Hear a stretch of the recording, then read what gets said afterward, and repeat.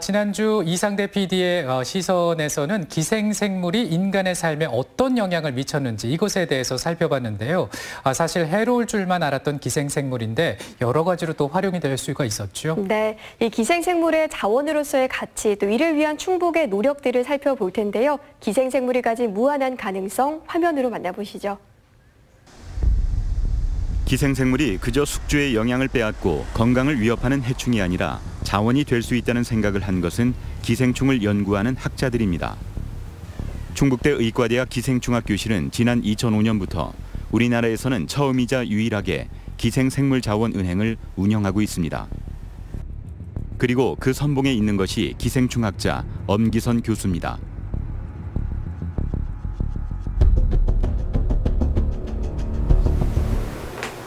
33년 기생생물 연구 인생에서 가장 큰 사건을 꼽으라면 1993년 인체에 감염되는 제3의 조충을 발견한 일입니다. 1782년 무구조충 이후 무려 211년 만에 수수께끼가 풀리던 순간이었습니다.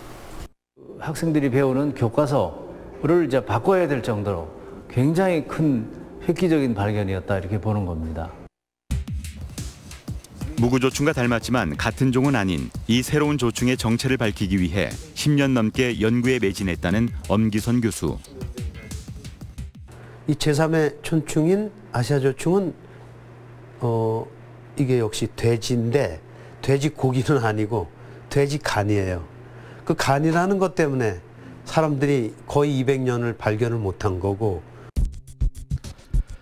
사람에게 감염되는 조충은 모두 3종. 그중 유구조충은 돼지가 매개이고 무구조충은 소가 매개입니다. 하지만 소가 없는 지역에서도 무구조충과 생김새가 비슷한 조충 감염자가 발생했고 이를 연구한 끝에 소가 아닌 돼지를 숙주로 하는 새로운 조충, 아시아 조충이 있다는 것이 밝혀진 겁니다.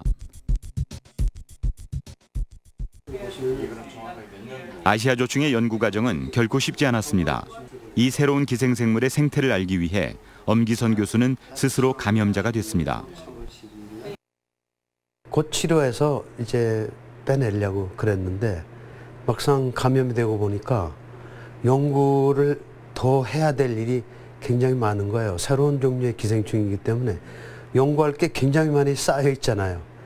그래서 계속 내 몸에서 나오는 기생충으로 연구를 하고 이 재료를 그리고 알이 나오는 걸로 감염 실험도 하고 그러다 보니까 이 기생충이 수명을 다할 때까지 갖고 있었던 거예요. 그래서 제가 국제학회에서는 아마도 세계에서 기생충을 애완동물로 가지는 사람이 처음일 거라고. 돼지 간에서 사는 아시아 조충을 연구하기 위해 돼지 우리에서 살다시피 하고 급기야 스스로 감염자가 되기까지. 수미터의 조충이 몸 안에 있던 탓에 그의 몸은 눈에 띄게 말라갔고 가족들에게도 늘 미안했다는 엄기선 교수. 자신의 몸을 기생충에게 내어주면서까지 연구를 포기할 수 없었던 것은 이 연구가 국민 건강에 기여할 거라는 학자로서의 사명감 때문이었습니다. 이게 이제 길이가요. 길이가 우선 3m, 4m 이상 되거든요. 그렇기 때문에 애벌레로 들어갈 때는 이제 직경 2mm 내외 돼지 간을 먹고서 그렇게 조그만 게 들어가서 2개월 반 지나면은 한 3, 4m 이상 되거든요. 그러니까 그거를 이제 14년을 갖고 있는다는 건 쉬운 일은 아닙니다. 중간에 목에서 혹시 끊어지면은 긴 마디가 몇 미터가 나오고 그러고 다시 자라요. 그래서 다시 계속 성충이 되어 있는데 14년간 아시아 조충의 숙주로 살아가면서 연구한 자료들은 그를 세계 최고의 아시아 조충 전문가로 만들었습니다. 전 세계 학생들이 배우는 교과서가 바뀌고 뒤이어 연구하는 후배들도 생겼습니다. 무엇보다도 보람이 있었던 것은 돼지의 간을 날것으로 먹었을 때 아시아 조충에 감염될 수 있다고 경고함으로써 국민들의 건강을 지켰다는 겁니다. 211년 만에 확립된 새로운 기생충의 존재. 아시아 조충의 발견으로 돼지의 간을 날것으로 먹는 사람은 이제 찾아보기 힘듭니다. 그런데 만약 아직 밝혀지지 않은 질환이 있고 치료법마저 모른다면 어떨까요? 그리고 그 방법을 찾는데 기생생물이 열쇠가 된다면 우리는 이제 기생생물의 자원화를 고민해야 하는 시대에 살고 있습니다. 공격적인 기생충 박멸 정책으로 국민 보건 위생이 눈에 띄게 좋아진 것은 사실입니다. 그런데 현대 의학 전문가들은 기생충 박멸, 그 이면을 봐야 한다고 말합니다. 기생충이 사라진 시점부터 오히려 늘어난 질병이 있기 때문입니다. 깨끗하고 위생적인 환경이 오히려 면역 체계를 약하게 만들어 알레르기나 염증성 질환을 일으킨다는 위생 가설. 이제 기생생물이 그 당시 때는 많은 사람들한테 감염이 되어 있다 보니까 그 기생생물로 인해 우리 몸의 어떤 면역 시스템이 어느 정도 천식이나 다른 알러지 같은 질환들이 유발되는데 어느 정도 균형을 맞추는 어떤 역할들을 해주었기 때문에 그때 당시에 비해서 지금 기생충이 없는 오늘날에는 그러한 천식, 알러지 환자들이 굉장히 늘어난 것도 어쩌면 그와 일맥상통하지 않나라는 생각이 듭니다. 그러한 이론들을 바탕으로 해서 일부 연구진들은 이제 구충을 이용을 해서 천식을 치료하는 데 활용을 해서 또 좋은 연구 결과들을 낸 적도 있고요. 위생가설이 들어맞는 또 하나의 질환이 있습니다. 만성 염증성 장질환인 크론병. 장내 세균에 대한 과도한 면역 반응으로 발생하는 이 질환은 이상하게도 위생 환경이 좋은 나라에서 그 발병률이 높습니다. 이 가설을 활용해 미국의 한 연구팀에서 기생충을 이용한 면역요법으로 크론병을 완화시킬 수 있는지 실험했는데 돼지 편충이 장내 염증을 줄이는 데 탁월한 효과를 보입니다. 몸에 들어간 돼지 편충이 일시적으로 면역력을 높여 또 다른 면역 반응을 완화시키는 원리인데 현재 삼킬 수 있는 작은 캡슐 하나에 돼지 편충알 500에서 2,500개 정도를 넣은 크론병 치료약이 시판되고 있습니다.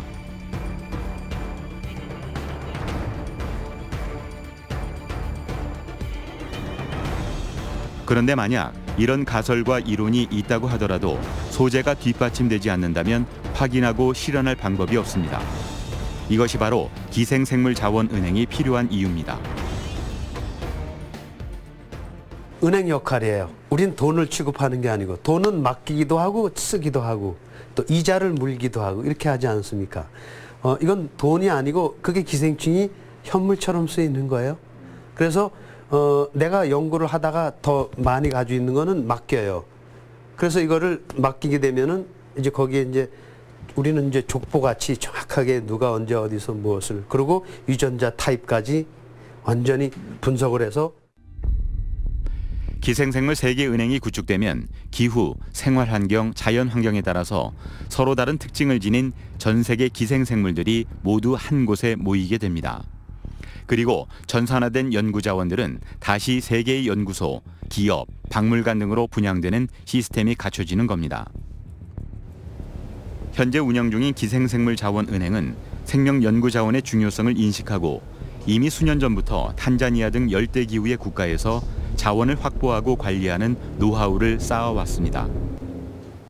우리가 기존에 했던 기생생물자원은행에서 했던 연구 소재를 확보하고 어떻게 확보를 할 건지 그리고 어떤 식으로 관리를 할 건지 동정은 또 어떻게 할 건지 어떤 식으로 보존을 할 건지 등등에 대한 교육들을 하고 또 실질적으로 그쪽 연구원들이랑 같이 소재 확보하고 그리고 관리했던 그런 사실 생존 환경이 서로 다른 기생충들을 최적의 상태로 보관하고 관리하는 것이 쉬운 일이 아닙니다.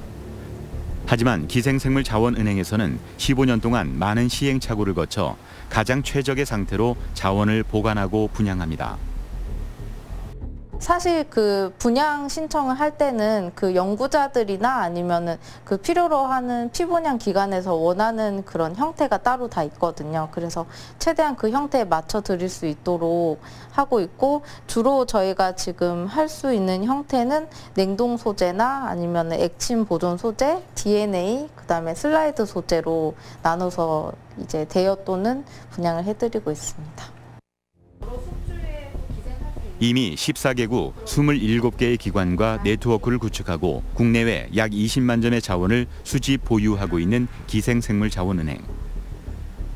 지금까지 연구기관과 학교 등에 약 16,000여 점의 소재를 분양해 10억 원 이상의 대체 수입 효과도 거뒀습니다.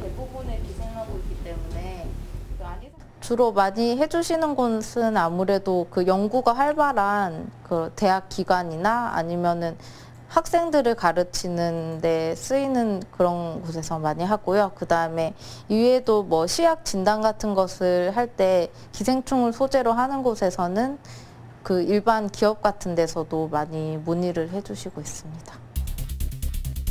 생물연구자원 시장은 이미 소리 없는 전쟁을 치르고 있습니다.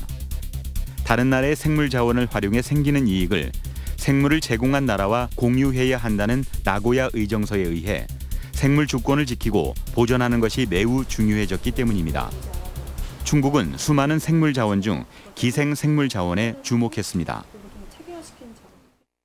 저희가 바이오 산업에서 중점적으로 추진하려고 하는 건 뭐 제약과 의료기기, 그리고 천연물 화장품, 소재 분야들은 되게 다양하게 있습니다. 근데 이거에 대한 원천 기술을 확보하는 게 굉장히 중요한데요. 근데 그런 원천 기술은 결국은 소재에서 시작되거든요. 그렇다 보니까 그 소재를 어디에서 중점적으로 뽑아낼 수 있느냐가 관건인데, 그 점에서 기생생물이 어떻게 보면 그 좋은 소재 중에 하나로 저희가 타겟을 잡은 거고요.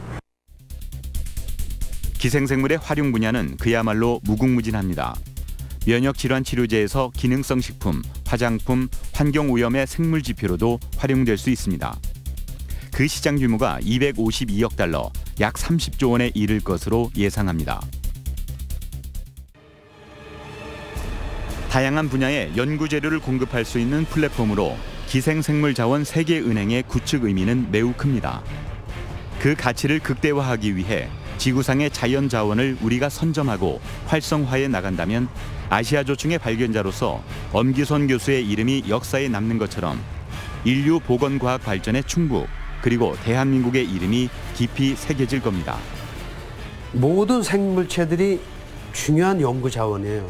그래서 저희 은행은 인체, 가축, 애완동물 포함 이거 할 것 없이 그거 밑에는 이 세계 분포하는 아주 다양한 기생충들, 야생동물 기생충들까지 거의 손 안 댄 부분들이 굉장히 많습니다. 전부 확보해가지고 이것까지 지구에 있는 모든 기생충을 다 모아서 이 오성 지구가 아예 그냥 기생충 연구의 메카가 되겠다 하는 그런 야심이 있어요.